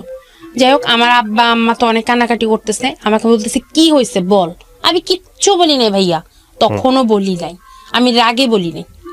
তারপর আমি এই কথা বলার পর আমার আব্বা আম্মা জিজ্ঞেস করলো যে কি হয়েছে, আমি তখনও কিছু বলি নাই তাদেরকে। তারপর আমার আব্বা আম্মা যখন আমাদের বাসায় গেল, বললো যে কি ব্যাপার, ওর তো চোখের প্রবলেম ছিল না, কোত্থেকে হইলো, কি হইলো তুমি বলো। ওরা বলতেছে যে কি হইলো মা, আমরা তো জানি না, সে স্বীকারই করে না সে যে আমাকে মারছে বা এই ধরনের কিছু করছে। হ্যাঁ, আমি আমার আব্বা আমাকে রাগের জন্য বলি নাই, অনেক রাগে দুঃখে কথাটা বলি নাই। তারপর আমাকে বাংলাদেশের যে বাংলাদেশ আই হসপিটাল, সেখানে আমাকে নিয়ে গেছে। তো একদিন রাতে একটা ছোট্ট ঘটনা বলি ভাইয়া, সে আমাকে এরকম রাতের বেলা যখন নিয়ে গেছে, আমি সব কাগজপত্র নিয়ে আসছি, সিডিগুলোও নিয়ে আসছি। তো ওইখানে যখন সব তারা দেখলো, দেখার পর টেস্ট করার পরে বলতেছে যে হ্যাঁ শিওর হইলো যে হ্যাঁ ওর ডান চোখটা নষ্ট হয়ে গেছে এবং বাম চোখে সে তখন 35% দেখে, এটা তারা বলার পরে এগুলো সব নিতে আমি তখন অনেক কান্নাকাটি করতেছি। তো এগুলো দেখার পরে যখন রাতের বেলা আস্তে আস্তে রাত তখন বেজে গেছে প্রায় 1টা। আমরা যে এরিয়াটাতে থাকি ওই এরিয়াটাতে মানে সামনের দিক দিয়ে রাস্তা তখন কাটা, আমরা পিছন দিক দিয়ে গেছি। তো যাইতে যেতে রাত্রে 1:30 কি 2টা হয়ে গেছে। আমি বলছি আমাদের বাসায় আসতে, তারা যাবে না, সে যাবে না আমার বাসায়। তো ওইখানে না একটু মানে কাশফুলগুলা থাকে না, ওইরকম বড় বড় কাশফুল, ওই কাশফুল টাইপের ছিল। তো ওই মাটির রাস্তা, তো যখন আসতেছে এখন ভাই আমি তো চোখে দেখি না, আমি তো এখন স্বাভাবিকভাবে হাঁটতে পারতেছি না। তো আমি ওর হাত ধরছি, ধরে আমি হাঁটতেছি, মানে মাটির রাস্তা, এখানে এখানে ইট। সে বলতেছে কি হ্যাঁ হাত ধরার কি আছে, হাত ছাড়ো। এ কথা বললে আমার হাতটা এরকম ঝাঁকি দিছে। তা আমি রাগ করে আর হাত ধরি না, ধরে আমি একেবারে অন্ধকারের মতো এবড়ে থেবড়ে হাঁটতেছি। এরপরে সে এসে আমার মানে উস্টা খাইতেছে, সে আমার হাত ধরছে। পরে আমি বললাম যে আমার হাত ধরতে হবে না, ঠিক আছে তুমি হাঁটো, আমি একলাই হাঁটতে পারবো। এই কথা বলছে, বলে কি হ্যাঁ এত জিদ করো কেন, সবসময় এত জিদ করো কেন। এই কথা বললা সে আমার কি করলো, গালের মধ্যে 2টা থাপ্পড় দিচ্ছে। পরে আমি হ্যাঁ তুমি আমার গালে থাপ্পড় দিলা কেন, আমি তো তোমার বললাম যে আমার হাত ধরতে হবে না। আপনি কি কখনো রেগে গিয়ে এই প্রত্যুত্তর হিসেবে তার গায়ে হাত তুলেছেন? হ্যাঁ আপনিও তুলেছেন। আমি প্রশ্নটা এই কারণেই করেছি যে সিচুয়েশনটা আসলে কতটা খারাপ ছিল দুজনের মধ্যে, এটা বোঝানোর জন্য। বলেন তারপর। জি, তারপর এরপরে আমি মানে চিৎকার দিয়ে উঠছি, হ্যাঁ সবসময় তুমি এরকম ব্যবহার করো কেন, হ্যাঁ আমি কি তোমাকে জোর করে বিয়ে করছি নাকি, আমি রাস্তার মধ্যে এরকম চিল্লানি লাগাই দিচ্ছি। এরপর সে আমার বললো যে কারণ ভাই তখন আমার এমনি মন খারাপ যে আমার চোখ নষ্ট হয়ে গেছে, ওই সিচুয়েশনে সে এরকম করতেছে, তখন তো স্বাভাবিক এরকম মন খারাপ হবেই। এরপরে আমি হাত ছুঁইটা আমি একা হাঁটতেছি, সে আমার ফালায় রেখা দ্রুত হাইটা চলে গেছে। থাপ্পড় মাস্টারে দ্রুত হাইটা যায় না, যখন এরকম ধস্তাধস্তি করতেছে, করার পরে সে মানে এমন যেন একটা ঠেলা দিচ্ছে, আমি কি করছি ইয়ার মধ্যে পড়ে গেছে, যে এখানে কাদা ছিল, মাটির রাস্তা তো কাদা ছিল, আমি কাদার মধ্যে পড়ে গেছি। পরে আমি তখন বসে বসে কাঁদতেছি, আমার এত কষ্ট হয়েছে যে আল্লাহ কেন আমার সাথে এরকম মানে এরকম হইতেছে, কেন আমার সাথে, আল্লাহ আমি কি অপরাধ করছি। এরকম আমি কাঁদতেছি, সে চলে গেছে ভাইয়া, মানে রাইখা চলে গেছে, অন্ধকার, কিচ্ছু দেখি না ভাইয়া, আমি তো কিছুই দেখি না। এরপরে তারপর কি করলো, পিছন দিয়া ভাইয়া, যেহেতু রাত 2টা, ওইখানে বললাম না যে পুরা এরিয়াটা নীরব, নতুন নতুন বাড়ি হয়, যে ট্রাক আছে না, ট্রাক ঢুকতেছে, মাটি মানে বালুর ট্রাক বা কিছু একটা ট্রাক। এখন ট্রাকের মধ্যে ট্রাকালা ব্যাটারা দেখে আমি মাটির মধ্যে বসে কাঁদতেছি, লাইট জ্বালাইছে, লাইট এরকম দিছে। তারপর আমি উঠে দাঁড়ায় গেছি, তো বলতেছে যে কই যাবেন আপা, আসেন আমাদের সাথে ট্রাকে উঠেন। আমারে বলে, আমি কেন আপনাদের সাথে ট্রাকে উঠবো, আমি বলতেছি হ্যাঁ, আমি মানে ভয় পেয়ে গেছি, আমি বলতেছি যে হ্যাঁ আমি কেন আপনাদের সাথে ট্রাকে উঠবো, ওই যে আমাদের বাসা দেখা যায়, আমি আমার বাসায় যেতেছি। পরে বলতেছে যে কিছু হবে না, আসেন আপা আপনাদের ট্রাকে আমরা পৌঁছাই দিব। ও কিন্তু নাই, ও চলে গেছে সামনে। হ্যাঁ, এরপরে আমি ভয়ে ভাইয়া আমি বুঝছি যে এত রাত্রে এখানে কতগুলা মানুষ, আমারে বলতেছে ট্রাকে উঠতে, কি সিচুয়েশন আর কেমন হাজবেন্ড, সে আমার রেখা চলে গেছে। অন্ধকার রাস্তা। পরে আমি কি করলাম, ওই যে ট্রাকের আলোটা পড়তেছে না, আলোতে তো দেখা যায় একটু, আমি ট্রাকের আলো ধরে জোরে জোরে হাঁটতেছি, মানে এইটুকু আলোই আমার সর্বশেষ ইয়া, যে না এইটুকু আলো দিয়ে আমার যাইতে হবে। আমি জোরে জোরে হাঁটতেছি, যে আল্লাহ কোন কিসের মধ্যে বললাম, কেমন হাজবেন্ড আমার রাস্তার মধ্যে ফালায় চলে গেছে। পরে আমি তাড়াতাড়ি করে ট্রাকের আলোতে জোরে জোরে হাইটা ওই পর্যন্ত গেছি, যাই দেখি সামনে দাঁড়ায় আছে। সে তার মানে ইচ্ছা করে আমাকে এই কাজটা করলো মজা দেখার জন্য। পরে আমি সামনে যা, পরে আমি তার আর কোনো কথা বলি না, সে আমার হাত ধরতে ধরে আমি বাসায় গেছি, যে আমি অনেক কাঁদছি, বাথরুমে বসে বসে অনেকক্ষণ কাঁদছি, মানে অনেক কাঁদছি যে আল্লাহ আমার সাথে কি হইতেছে। এরপরে আমার আম্মা তাকে বলল যে ইন্ডিয়াতে নিতে, হ্যাঁ আমার ফ্যামিলি তাকে টাকা দিবে আমাকে যেন ইন্ডিয়াতে নিয়ে যায়। তাকে অনেক রিকোয়েস্ট করলো যে কি হয়েছে চোখের, এরকম তো হওয়ার কথা না, তুমি একটু ইন্ডিয়া নিয়ে যাও, বাংলাদেশের ডাক্তার কি বলে আমাদের বিশ্বাস হয় না, একটু ইন্ডিয়া নিয়ে যাও। আমার আব্বা টাকা দিছে, আমার আব্বার টাকাতেই সে আমাকে ইন্ডিয়াতে নিচ্ছে ভাইয়া, এলবি প্রাসাদ হায়দ্রাবাদের একটা হসপিটালে। ইন্ডিয়াতে যে ভাইয়া আমার সাথে কি করছে, আহারে ভাইয়া কেমন হাজবেন্ড, একবেলা ভাত খাওয়াইছে, হ্যাঁ একবেলা খাওয়াইছে, আরেক বেলা খাওয়াই নাই, পাউরুটি কলা খাওয়াইছে, টাকা নষ্ট হবে। মানে ভাইয়া এত কিপটা, এ নাকি ইয়া থেকে আসছে, ওই যে ইটালি থেকে আসছে, বাড়ি করছে, এত কিপটা এরকম ব্যবহার করছে আমার সাথে। এরপরে হায়দ্রাবাদ নিয়ে গেছে, হায়দ্রাবাদ নিয়ে সকালবেলা সারা রাত জার্নি করে গেলাম হায়দ্রাবাদে। ওইখানে হসপিটালে ডাক্তার দেখে বলতেছে যে হ্যাঁ সত্যি, ওরা তো হিন্দিতে, ওরা ইংলিশে বলতেছে, আমি হিন্দি পারি কিন্তু আমি তো ইংলিশ বুঝি কিন্তু বলতে পারতেছি না ভালো মতোই। তো তারা ইংলিশে বলতেছে, হিন্দিতেও বলতেছে যে হ্যাঁ ওর ডান চোখটা নষ্ট হয়ে গেছে এবং ওর চোখে আঘাত হয়েছে, আঘাত খাইছে। ডাক্তার আমাকে জিজ্ঞেস করতেছে যে আপনার চোখে কি হয়েছে, কি আঘাত খাইছেন, ইংলিশও বলতেছে হিন্দিতেও বলতেছে। আমি বলতে গেছি, আমার হাজবেন্ড ঠাস করে বলতেছে যে কি হ্যাঁ ওই আমাদের নিচতলার বাচ্চা আঙুল ঢুকাই দিছে, সে তার নামটা বলতে দেয় না। আর ভাইয়া তখন আমি তার সাথে গেছি, আমি কিভাবে তার বিরুদ্ধে বলি, এই লোক যদি আমার মায়েরা ফেলায়, কারণ আমি তো ভয় পাই তারই, সে আমার সাথে কি কি ব্যবহার করতেছে। আমি ভয় চুপ হয়ে গেছি, আমি কোনো কথা বলি না, চুপ। বলতেছে তুমি চোখে আঘাত খাইছো, অনেক জোরে আঘাত খাইছো, তোমার কি ফ্যামিলিতে কারো এই রোগ আছে? আমার কেউ নাই, 14 গোষ্ঠীর মধ্যে কেউ অন্ধ না। আমি বলছি না। পরে বলতেছে যে তোমার কি ডায়াবেটিক্স আছে? আমি বলছি না। তখন আমার বয়স আরো কম। বলছে আর কিছু প্রবলেমের কথা বলছি, এগুলো কি আছে? না। তাহলে এই রোগটা একমাত্র হয় ফ্যামিলির কেউ আছে তার জন্য, দ্বিতীয় হচ্ছে ডায়াবেটিক্স, অতিরিক্ত মাত্রায় ডায়াবেটিক্স থাকলে এবং অনেক বয়স হয়ে গেলে, আর তৃতীয়ত হচ্ছে চোখে আঘাত খাইলে। তারা বলতেছে যে এই মেয়ে চোখে আঘাত খাইছে, তার কারণে তার চোখের আজকে অবস্থা। এরপর বললো যে 35% যে আছে এটা রাখার জন্য আপনাদেরকে এখন ওষুধ দিলাম, একটা অপারেশন করতে হবে। ভাই আমি কি মূর্খ? আমি কি তাদের কথা বুঝি না? সে ওইখানে মধ্যে তারা আমাকে সে এই কথা বলছে, বলার পরে আমি বললাম যে আমি হিন্দিতে বলতেছি যে হ্যাঁ আমি 35% রাখতে চাই, যাতে আমি অন্তত নিজে একলা যেন হাঁটতে পারি, অন্তত যেন একটু চলতে পারি। তারা আমাকে বলছে যে 1 মাস পরে আয়সা জিনিসটা অপারেশন করতে। এই লোক আমার ইন্ডিয়া থেকে যেতে বাংলাদেশে নিয়ে আসছে। আসার পরে প্রত্যেকটা মানুষটা বলছে যে হ্যাঁ চোখ নষ্ট হয়ে গেছে। আমার আব্বা আমার বলছে ঠিক হবে না, আর যে চোখ আছে একটা ওষুধ দিছে, এটাতেই ঠিক হয়ে যাবে। এরপরে আমার ফ্যামিলিকে বলছে, বলার পরে আমার ফ্যামিলিকে আমি বলতেছি যে অপারেশনের কথা বলছি, সে ধমক দেয়, কোনো কথা বলে নাই। তারপর ইন্ডিয়া থেকে আসার পরে বুঝতে পারছি যে সে হয়তো আমার সাথে সংসার করবে না, কারণ আমার চোখটা সে নষ্ট করে দিছে। আর সে ইন্ডিয়া থেকে আসার পর থেকে আমার সাথে খারাপ ব্যবহার করতেছে, একটার পর একটা করতেছে, আবার মারামারি করতেছে, আবার চোখের মধ্যে হাত দিতেছে। এরকম করতে করতে ফেব্রুয়ারির 3 তারিখে অনেক মারামারি হয়, আবার অনেক বড় মারামারি হয়, ঘরের মধ্যে পুলিশ চলে আসছে, আমার মাথা ফাটায় মাথা দিয়ে রক্ত বাইর করে ফেলছে। তারপর বাসায় পুলিশ চলে আসছে, আসার পরে আমার পুলিশ কেস করবে, আমার নামে নাকি কেস করবে। যখন আমি পুলিশটা আমি বলছি যে আপনি তো আমার ভাই, আপনার হাতটা আমাকে দেন, এই দেখেন আমার মাথা। আমি ওনারা হাত দিয়ে মাথা ধরেছে, দেখতেছে যে উনি মাথা ফুলে এরকম রক্ত পড়তেছে, যে দেখেন আমি তারে মারছি না সে আমারে মারছে। সে বলছে যে আমি নাকি তারে মারছি গলার মধ্যে গামছা পেঁচায়। একটা পুরুষটা নাকি একটা মহিলা মানুষ মারতে পারে, এটা কিভাবে সম্ভব? এইসব কথা বলে পুলিশ নিয়ে আসছে। তারপর পুলিশ যখন দেখছে যে না এখানে নারী নির্যাতন কেস হবে, পুলিশ তো তাদের এলাকার, তারা বলছে যে না ঠান্ডা করতে। এরপরে আমার ফ্যামিলি তাকে ওইখানেই বলছে যে না এখানে ইয়ে হবে না। আমি আমার ফ্যামিলিতে সেই দিন কান্নাকাটি করে অনেক কিছু বলছি যে এই লোক আমার সাথে এই করছে। তারপর 2 তারিখে 2017 সালের ফেব্রুয়ারি 2 তারিখে আমরা একটা মামলা করতে চাই। আমার ফ্যামিলি মামলা করবে না, মামলা হইলে থাকবে না, সংসার থাকবে না। আমি তো চিৎকার চেঁচামেচি দিয়া ওনাদেরকে পাঠানোর পরে একটা সাধারণ ডায়েরি করে। তারা মামলা নেয় না ভাইয়া, কারণ ওই এরিয়াটা তাদের আন্ডারে, হ্যাঁ তারা তো অনেক বড় লোক, তাদের আন্ডারে ওই এরিয়াটা। পরে একটা সাধারণ ডায়েরি করি, ওইখানে ওই ডায়েরির কাগজ এখনো আমি সাথে নিয়ে আসছি। ডায়েরি করার পর, সাধারণ ডায়েরি করার পরে পুলিশ তাকে বলে যে এইভাবে ইয়া করতে না, মানে যাতে এখন আমাকে ঠান্ডা করে, নাহলে এখানে নারী নির্যাতন কেস হয়ে যাবে, তারা ফাঁসবে। এরপরে সুন্দর করে এরকম চলতেছে তারা কি করছে, আমাকে কি করছে, ফেব্রুয়ারির 20 তারিখে এরকম সবকিছু নিউট্রাল কইরা 20 তারিখে আমাকে আমার বাসায় বলছে তার বন্ধুর তার বন্ধুর বিয়ে, এই কথা বলা সে আমাকে আমার বাসায় পাঠার পরে সে নাকি বিয়েতে যায়।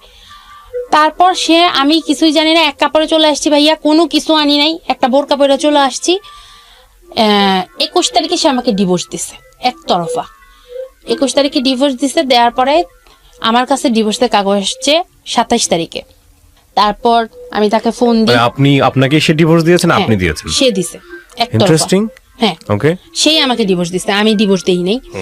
তারপর একতরফা ডিভোর্স দেওয়ার পরে আমি তাকে ফোন দিলাম যে কিসের ডিভোর্স, কিসের কি, সবই তো মিউচুয়াল হলো, তুমি আমাকে ডিভোর্স দিলা কেন? পরে বলতেছে তোমার সাথে আমার সংসার করা সম্ভব না, হ্যাঁ তোমার তো চোখই নাই। তো আচ্ছা, চোখ নাই, চোখটা কে নষ্ট করছে, কে কি করছে? যাই হোক, এইসব নিয়ে সে আমার সাথে কথা বলে না, ধরা দেয় না।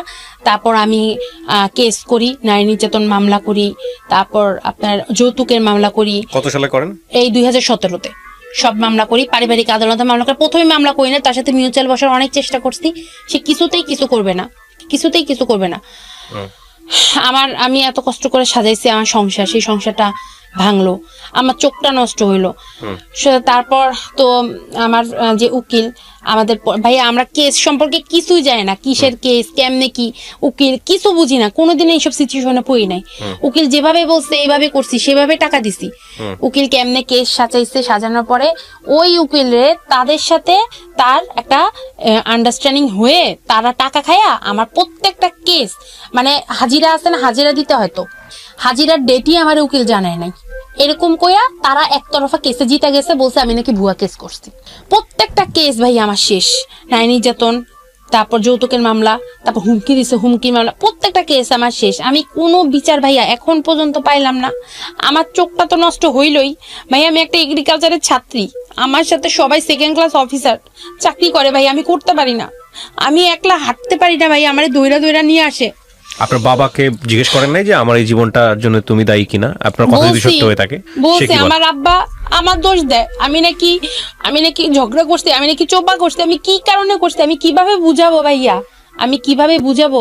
হাজবেন্ড ওয়াইফের যে সম্পর্ক, এই সম্পর্ক তো তার ভাইয়ের বউর সাথে, আমার সাথে না, আমি কিভাবে বুঝাবো এইসব কথা? আচ্ছা, এখানে একটা কথা আমি আপনাকে বলি। প্রথম কথা হচ্ছে যে দেখেন, আপনি একতরফা ভাবে যেভাবে ওনাকে নিয়ে বললেন, যেহেতু আমরা নাম পরিচয় সমস্ত কিছুখানে গোপন রেখেছি এবং আপনার ভয়েসটা আমরা চেঞ্জ করে দিয়েছি যাতে করে ওনার পরিচয় কোনোভাবে রিভিল না হয়, যেহেতু আমাদের এই অনুষ্ঠানের সীমাবদ্ধতা আছে। কারণ আমাদের বিষয়টা কিন্তু তার দিকে আঙুল তোলা না। আপনার গল্প থেকে আমরা কি শিখলাম?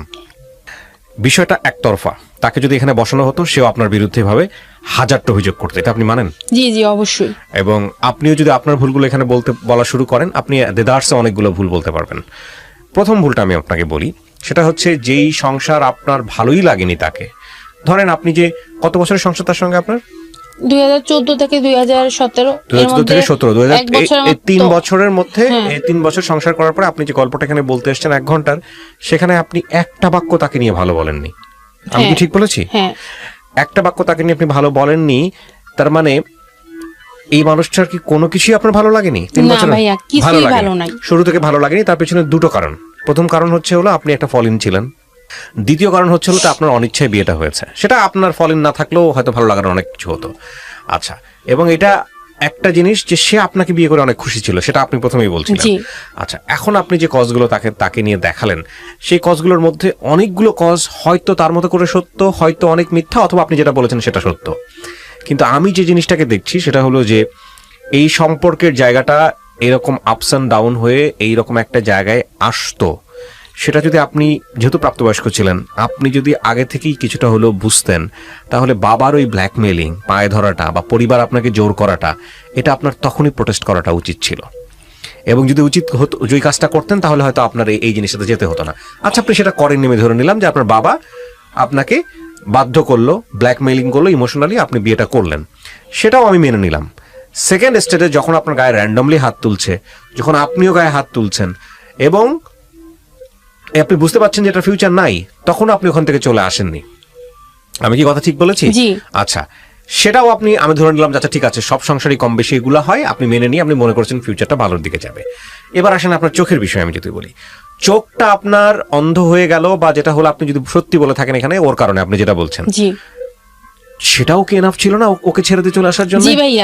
তাহলে সেটা আপনি গোপন করলেন পরিবারের কাছে, আপনার নিজের কাছে, তারপরে ওকে নিয়ে আপনি ইন্ডিয়াতে গেলেন, ট্রিটমেন্ট করালেন।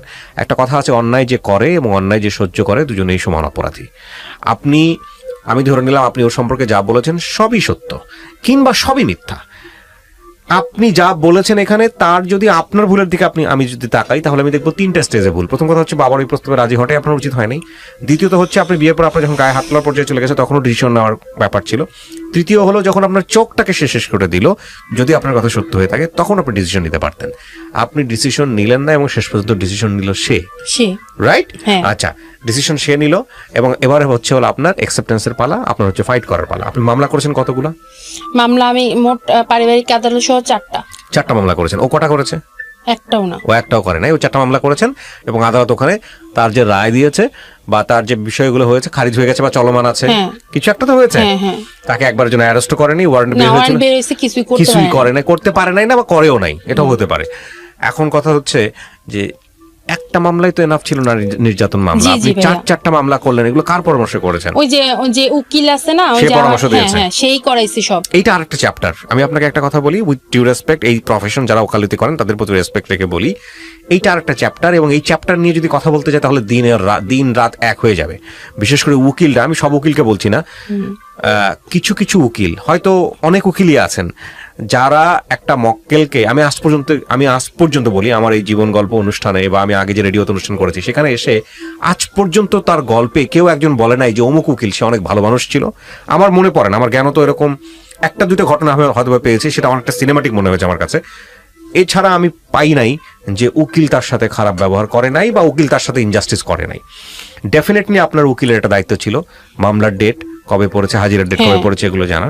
তবে এটা আসলে উকিলেরই কোনো কাজ না। প্রথম কথা হচ্ছে, আমি যদি বলি এটা আসলে লয়ার, হ্যাঁ ঠিক আছে, লয়ার চাইলে আপনি, কিন্তু এটা আপনি নিজে থেকেই জানতে পারতেন। এটা আপনি নিজে থেকেই মামলার গতি প্রকৃতি কোথায় যাচ্ছে, যেহেতু আপনি 4টা মামলা করেছেন, আপনি একটা মামলায় যদি আপনার এরকম বের হয়ে যায় তাহলে আপনি ওই উকিলটা চেঞ্জ করলেন না কেন? ভাইয়া উকিলটা চেঞ্জ করলে আমরা বুঝি নাই যে তখন সে যেগুলো করতেছে, 4টা মামলা করলেন, সেই তো করাইছে। না আমি বলি সে করার সমস্যা নাই, একটা মামলার সবগুলো 4টা রায় তো একসঙ্গে হয় নাই না, 4টা মানে একই সাথে করছে, একই সাথে করলেও 4টা তো 4টা টাইম পড়ছে, তো একটা রেজাল্ট আপনি বুঝতে পারছিলেন।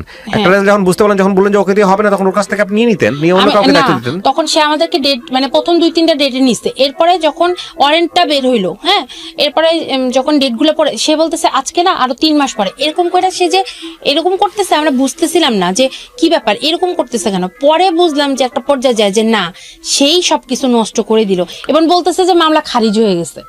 আমি তো যাই নাই, মামলা খারিজ হবে এর জন্যই তো হইছে, যাই নাই যে এর জন্য, আর আমি তো জানতামই না। সেটা বড় কথা নয়, বড় কথা হচ্ছে যে এট দ্য এন্ডে গিয়ে আসলে কি হলো, সবকিছু মিলায় জিরো, কিছুই না, এখন পর্যন্ত কোনো কেসের কিছুই পাইলাম না। আপনার বাবার সম্মান, আপনার বাবার নোয়াখালী প্রীতি, সেগুলো ঠিক আছে এখন? হ্যাঁ, সেটা ঠিক নাই। এখন আমার ভাই অন্য ডিস্ট্রিক্টে বিয়ে করে বসে আছে। আপনার ভাই অন্য ডিস্ট্রিক্টে? আমি সম্মান রেখে বলি, কারণ আমি অ্যাজ এ বিলিভার হিসেবে একটা কথা বলি, মানে বাবা মায়ের অনুমতি খুব জরুরি সন্তানকে বিয়ে দেওয়ার ক্ষেত্রে, কিন্তু এটা অবশ্যই মাথায় রাখতে হবে সন্তানের অনুমতি ছাড়া আমাদের ধর্মেও এটা বাধ্য করে নাই। হ্যাঁ, আপনার বাবা মা নিশ্চয়ই এখানে ভুল করেছেন খামখেয়ালিপনা করে। ওই ছেলের সাথে বিয়ে না দিতে পারতো, তারা অন্য কোনো পক্ষ দেখতো, আরো সময় নিত, স্পেস দিত, কিন্তু সেটা না করে সে যে কাজটা করেছে চরম একটা ভুল ছিল। তো আপনার এই গল্পটা আমি প্রচার করলাম 2টো অ্যাঙ্গেল থেকে। একটা হচ্ছে যে এই গল্পের শেখার অনেক কিছু আছে। আমি নিশ্চয়ই মনে করি না এক হাতে তালি বাজে সংসার জীবন, নিশ্চয়ই আপনার অনেক বড় বড় ভুল ছিল, যেটা যদি ওর বড় বড় ভুলের কথা আপনি এখানে বলে থাকেন, আর আপনি যদি ওর কথাগুলো আগাগোড়া সত্যও হয়ে থাকে আপনি যা বলেছেন এখানে, তাহলে আমি বলবো যে আপনি নিজের প্রতি অনেক বড় বড় ভুল করেছেন। একটা মানুষ যদি আপনার কথা সত্য হয়ে থাকে যে একটা মানুষ আগাগোড়া খারাপ, তাহলে এই আগাগোড়া খারাপটাকে সমর্থন করে যাওয়া স্টেপ বাই স্টেপ, সেটা নিশ্চয়ই আরো বড় ধরনের খারাপই, তাই না? তো সেই জায়গাটা থেকে আমি মনে করি যে এটা একটা অনেক বড় লার্নিং। অনেক সময় দেখবেন যে অনেক গুরুত্বপূর্ণ কথা আমাদের বন্ধু বান্ধবরা বলে ফেলে। সেদিন আমার এক বন্ধু আমাকে বলতেছিল যে জীবনে যদি কারো ক্ষেত্রে একসাথে বসবাস করতেই হয় এবং তুমি যদি বুঝতে পারো যে এটা আসলে বেশি দিন যাবে না, তাহলে খুব সুন্দর করে ঠান্ডা মাথায় ডিসিশন এটা খুব জরুরি, যদিও সেখানে মায়ার কিছু অবশিষ্ট থাকে। তো তবুও সিদ্ধান্ত নেওয়াটা জরুরি। আপনি যদি রিলিজিয়াসলি চিন্তা করেন তাহলে এটা আমাদের ধর্মে অনেক বেশি পারমিট করে যে হ্যাঁ চাইলে তুমি ডিভোর্স দিতে পারো, এবং খুব চমৎকার কিছু সায়েন্টিফিক ওয়েতে মানে সিস্টেম আছে। কিন্তু কথা হচ্ছে এটা আল্লাহ খুবই অপছন্দ করেন, তারপরেও তিনি অনুমতি দিয়ে রেখেছেন। হ্যাঁ, তো সেই জায়গাটা থেকে আমরা যেন আমাদের জীবনটাকে ধ্বংস না করে ফেলি, জীবনটাকে শেষ করে না ফেলি। কারণ দুজন মানুষের একসঙ্গে থাকা, সেখানে বেটার আন্ডারস্ট্যান্ডিং খুবই প্রয়োজন, দুটো মানুষকে বোঝাটা খুব প্রয়োজন। আমি আসলে আপনাদেরকে কথা বলছি মানে যে আমি একজন মহা মানে জ্ঞানী বা খুব ভালো জানি এ বিষয়ে, একদম খুব বড় স্কলার ঠিক তা না। আমি আসলে শুনে শুনে সেটাই বলছি, এবং এগুলো কম বেশি সবার জীবনে সত্য, ইনক্লুডিং মি। তো সেই জায়গাটা থেকে আমাদের মনে হয় যখন আসলে আমরা থাকতে পারবো না, তখন এই গেমটা নিয়ে আসলে এই চুল টানাটানি না করে একটা স্পেস নিয়ে সিদ্ধান্ত নেওয়া উচিত, এবং স্পেস নেওয়াটা খুব জরুরি। কারণ জীবনটা তো একটাই, এবং সেই জীবনকে ধ্বংস করার জন্য সেকেন্ডারি এলিমেন্ট যদি জীবনটাকে ধ্বংস করে দেয়, সেটার জন্য তো নিজের কাছে তো পরাজয়, এবং আমার তো মনে হয় যে এটা বাস্তবিক জীবনেই এটার জবাবদিহিতার জায়গা অনেক। আপনি বর্তমানে বিয়ে করেছেন একটা? জি ভাইয়া। এখন এই ছেলেটা সমস্ত কিছু জেনে আপনাকে বিয়ে করেছে? জি। এটা কি আপনার নিজের পছন্দ ছিল না পরিবারের পছন্দ? নিজের পছন্দ। এটা নিজের পছন্দ। আপনি হ্যাপি আছেন একে নিয়ে? জি ভাই, আলহামদুলিল্লাহ। সে আমার সবকিছু জানার পরে তার আমাকে বিয়ে করার জন্য ঢাকায় আসছে, এবং তার কিন্তু মানে সে আহামরি যে কিছু একটা তা না ভাইয়া, সে আমার জন্য